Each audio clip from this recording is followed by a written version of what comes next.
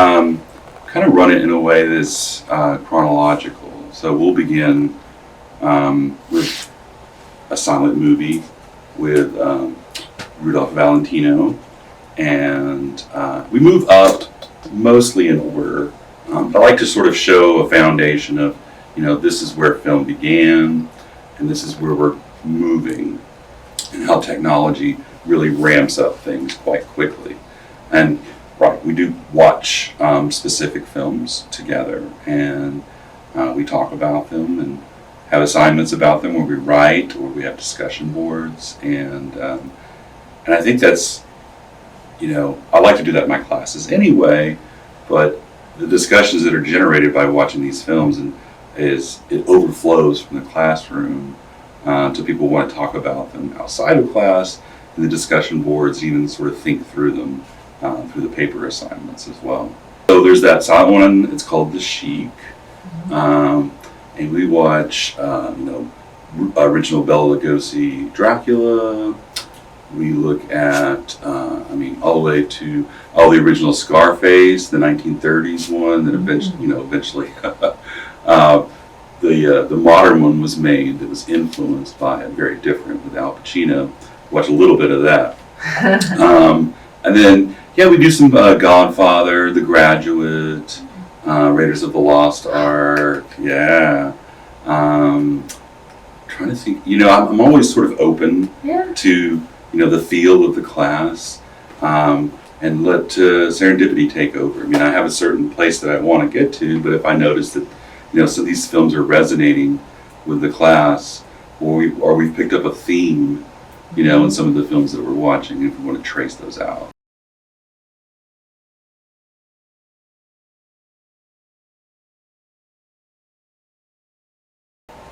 I think this course is important.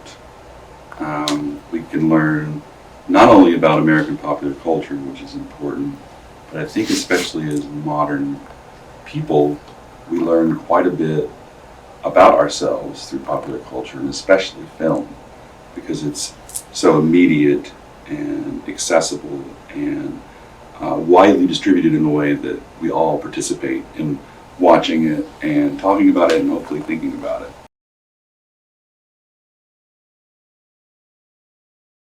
That I've gotten is that I create a safe space for my students, and that they feel comfortable and they can express themselves and not have to worry about, am I providing the quote-unquote right answer, or is an opinion that I have going to be mocked or ridiculed. And I try to build that up with the class, with me as the instructor, but also with the students themselves, working together and feeling like they can share in that kind of space. And they use words like kindness, which I'm glad, that I love hearing that and feeling welcome and seen and supported. They did, yeah. I had an ugly cry moment. You did? In a class. Very, very hardworking, sweet students, and they just, they totally surprised me. And usually I'm not surprised, but it was the last class day, and they were being uncharacteristically quiet. Oh, this is a class that really participates, but I think they were just kind of waiting till I was finished with what I had, and then I guess they took up a collection and got me a watch, because I'm a watch guy, and they're so sweet. And I'm gonna have it engraved, with the class number and the date and everything, and it's something I'll definitely treasure. And it was very, very touched.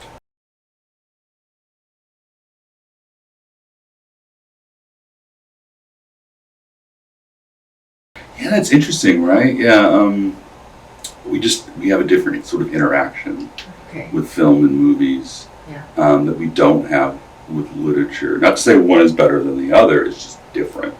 And so, they could really elicit some very strong opinions and feelings and attachment. And again, I think it's just, we're modern people, and we've grown up, certainly at this point, interacting with movies probably far sooner than we did even with books, especially being able to read books on our own.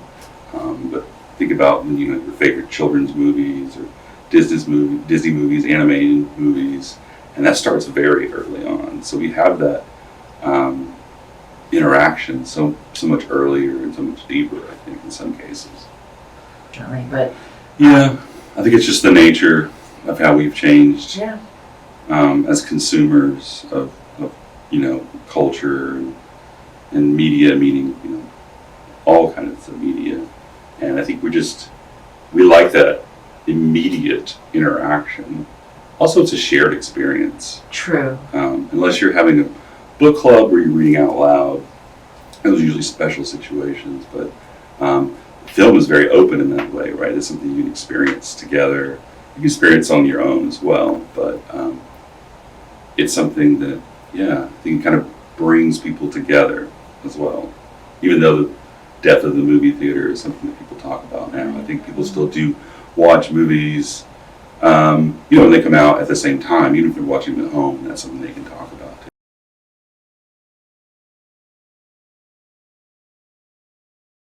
too. Sure. Yeah, and this is something I've heard some directors talk about, and even the most recent Oscars, that we've become infatuated with these big tentpole event movies, right? Usually in the summer. For a while it was the big Marvel or superhero movies, which I have nothing against. I love those too. But I think it caused a lot of that money to move up into these projects. And so you lost a lot of the sort of mid to even low budget, independent films or dramas, adult dramas, which don't cost as much, but I think a lot of that money again got pushed up into those big budget movies. And I think a lot of the stories, that people still are interested in, that could appeal to them, is getting kind of lost. And I think that's something that sort of, the pendulum might swing back. I would love it. We're not seeing as many superhero movies, the big ones, anymore. And then maybe that's just because we've become used to them, or they've, I hate to say maybe they've run out of stories to tell. I don't think they have, but maybe the big ones that they think would appeal to everyone. So I think even in that regard, maybe you could see a smaller superhero movie. Yeah, I mean, this is something we talk about in the class too, because it is a popular culture class. It's not just a film class. So we talk about the historical context that these films are made in, the political and cultural context as well. And something I always emphasize with students, it's a major theme of the class, is that it's really, movies straddle this, this territory of art, but also commerce. And commerce really drives film, especially now, right? I mean, studios have always had a heavy hand with movies and looking at the bottom line, and not giving a lot of that creative control, except a few periods in film history, specifically the 70s, when you had a lot of the auteur directors like Francis Ford Coppola and Martin Scorsese and et cetera, that these directors had creative control, just because they were so powerful and bankable. But the studios, the heads especially, had to kind of step back a little bit and allow that artistic freedom, which is why you'll see a golden age like the 70s, right? 80s, there's certainly good film, but it's very much more of, is this going to make money? We put these stars in these films, and I think now, people are just the studios are nervous, right? About, we're making money for the shareholders, like, we made so much money on these superhero movies, and this is where we should put all our efforts, right?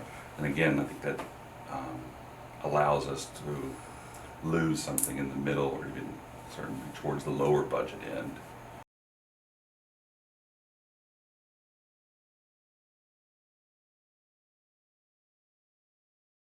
Yeah, I think it's important because they can become, as we saw when Disney took over Star Wars, that you had a lot of fanboys who were gatekeepers, right? Like, they had a vision, a very specific and a vision that was unchanging and rigid about like what they would consider, proper spirit of Star Wars movies or what kinds of characters, the way they look.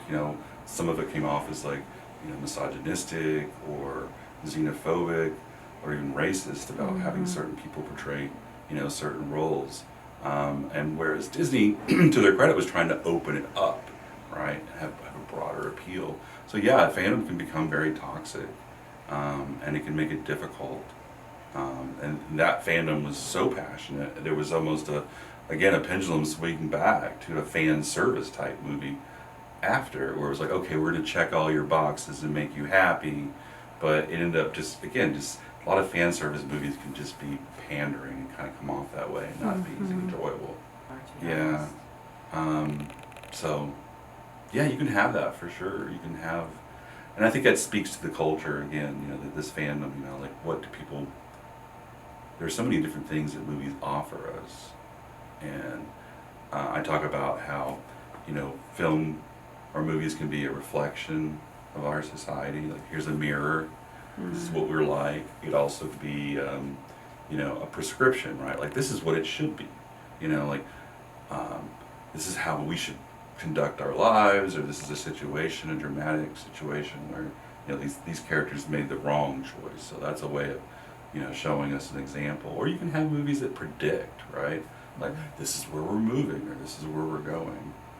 Especially with the post-apocalyptic films or sci-fi films, you can have that. Like, hey, here's a depiction of the future, that could be, even with Wall-E, right? Like, this is what's going to happen to us. We're going to become these big floating babies that, really can't do anything for ourselves, and we've ruined the earth and the environment.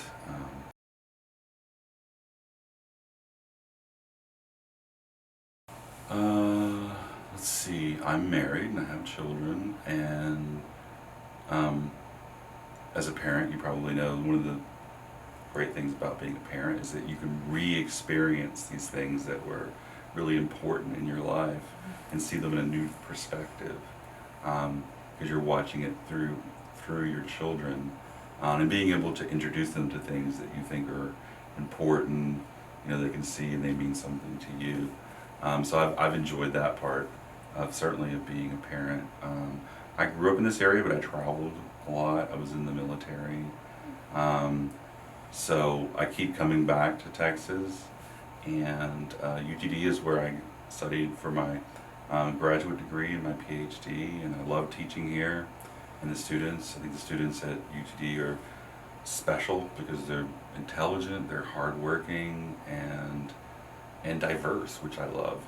So I get a lot of energy from my students, and I love being at UTs. And it feels like a home because I studied here and chose to come here and further my education. So I feel very fortunate now that I'm able to be a part of that system